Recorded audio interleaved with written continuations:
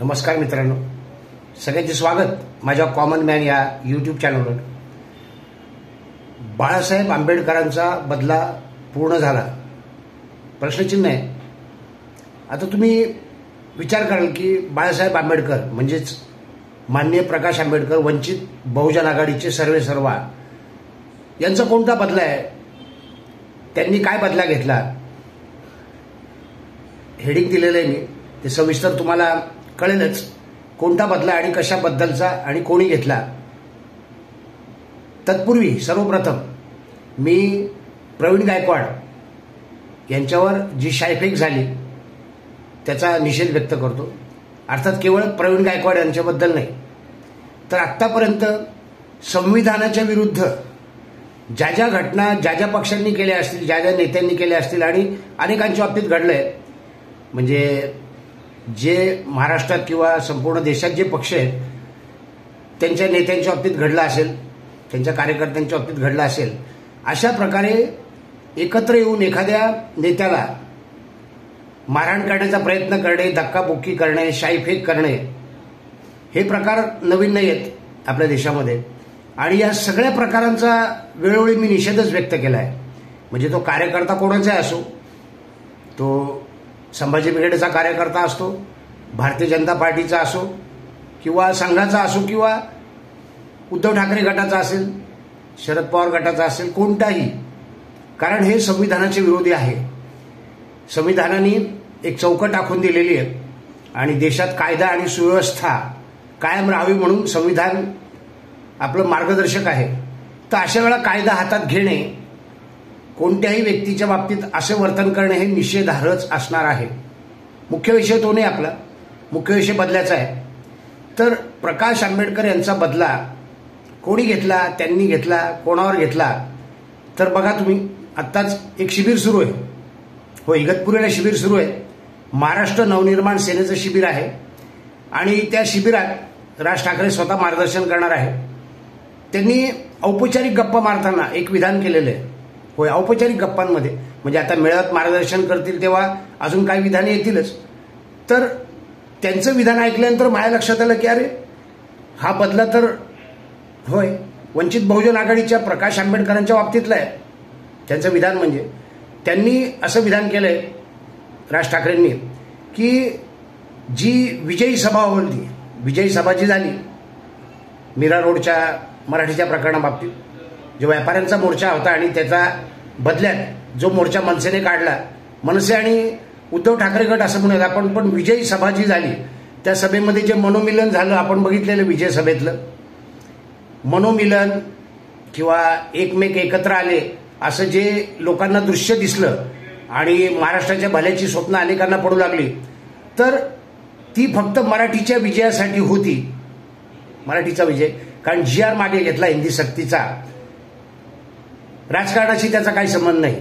होय, राज ठाकरे स्वतः म्हणालेत की राजकारणाशी त्याचा काही संबंध नाही। याचा अर्थ सरळ सरळ आहे, तुमच्या समोर सगळ्या घटना, की उद्धव ठाकरे गट हा मनसेला सोबत घेण्यासाठी पायघड्या अंथरून बसला आहे, आतुर झालाय। आणि याचं कारण तुम्हाला माहिती आहे, ही वेळ त्यांच्यावर का आली असेल, म्हणजे शिंदे गट सोडून गेला म्हणून नाही म्हणत मी, किंवा शिंदे हे वेगळे गेले त्यांनी शिवसेना म्हणून नाही म्हणत आहे, ही वेळ येण्याचे एकमेव कारण येते आदरणीय बाळासाहेब आंबेडकर। पुन्हा पुन्हा तो इतिहास मी उघडत नाही बसणार, कारण पुन्हा पुन्हा तेच तेच सांगण्यात काही मजा नाही, तुम्हाला ऐकण्यात मजा नाही। मात्र ज्या वेळी जागा वाटप सुरू होतं लोकसभेच्या विधानसभेच्या वेळी, आणि त्यावेळी प्रकाश आंबेडकर यांनी मैत्रीचा हात पुढे केलेला होता, त्यांना आघाडीत घ्यावे त्यांनी विनंती नाही केली, मात्र ते स्वाभिमानी आहेत म्हणून विनंती नाही केली, लाचारिता अजिबात नाही दाखवली। हां, स्वाभिमानामुळे तडजोड नाही केली त्यांनी, पण प्रत्येक सभेला जागा वाटपाच्या ते उपस्थित राहिले। आणि असं लक्षात आलं की त्यावेळी उद्धव ठाकरे, संजय राऊत, मुख्यतः संजय राऊत यांनी अनेकदा खोटं सांगितलं मीडियातून जागा वाटपाच्या बाबतीत, किती जागा देणार आहेत काय या बाबतीमध्ये, आणि प्रकाश आंबेडकर यांच्या जागा वाटपाचा, त्यांना जागा मिळण्याचा चेंडू टोलवत राहिले। त्यात शरद पवार देखील आहेत, काँग्रेस देखील आहे। त्यावरून एकच चित्र असलं की बाळासाहेब आंबेडकर म्हणजे जो प्रामाणिक माणूस आहे, स्वाभिमानी आहे, जो सत्याने चालणार आहे, तो कोणालाच नकोय, होय तो कोणालाच नकोय। आणि मैत्री असूनही, मित्रत्वाचा हात पुढे केला असूनही संकट कामामध्ये उद्धव ठाकरेंनी देखील काही पुढाकार घेऊन जागा वाटपामध्ये वंचित बहुजन आघाडीला जागा दिल्या नाहीत आणि त्याचे परिणाम तुमच्या समोर आहेतच. तेच उद्धव ठाकरे आज राज ठाकरे यांच्याशी पायघाडे घालायला तयार आहेत. राज ठाकरेंसाठी मनसेसोबत घेण्यासाठी काँग्रेस नाराजी दाखवतंय मराठीच्या मुद्द्यावरून, किंवा मनसेसोबत गेल्यास काँग्रेसची कदाचित फिसकटू शकेल, तरी देखील उद्धव ठाकरे मनसेला साथ घालतायत आणि राज ठाकरे बेफिकीर आहेत. राज ठाकरे अशी विधानं करतायत, त्यांनी त्यांच्या कार्यकर्त्यांना पण सांगितलंय की ठाकरेंसोबतच्या युतीबद्दल कोणी काय बोलायचं नाही मीडियामध्ये. म्हणजे ते जे चित्र सुंदर असं आपण स्टेजवर बघितलं होतं विजयी सभेमध्ये, ते सगळं चित्र आता धूसर झालेलं आहे आणि संपण्यात आलेलं आहे.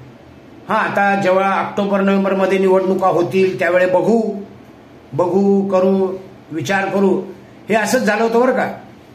प्रकाश आंबेडकर यांच्या बाबतीत हे असंच झालं होतं आणि म्हणून मी म्हणतोय की हा बदला कोणी घेतलाय? राज ठाकरेंनी पण नाही.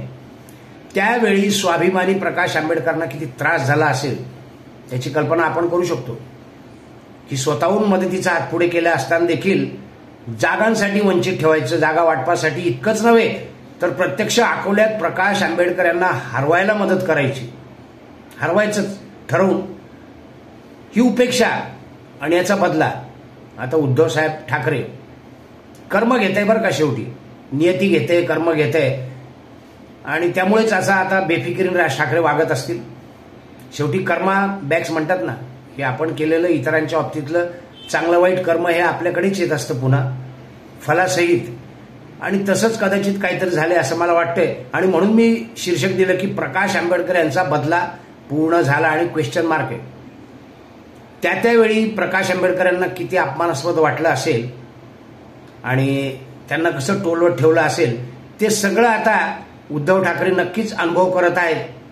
या मनसेसोबत येण्याच्या निमित्ताने जरी गुडघ्याला बाशिंग बांधून त्यांचे समर्थक कार्यकर्ते उद्धवजींचे तयार असतील, मात्र आंतरपाठ पुन्हा तसाच आहे. आणि कदाचित मी नवरदेव नवरा असं कोणाला उपमा देणार नाही, पण कार्य फिसकटलं आणि म्हणूनच कर्मा हिट्स, कर्मा बॅक तसं झालेलं आहे. आपलं कर्म परत आपल्यापाशी येतं. उद्धव ठाकरे याच्यातून ही शिकवण घेतली तर फार बरं होईल.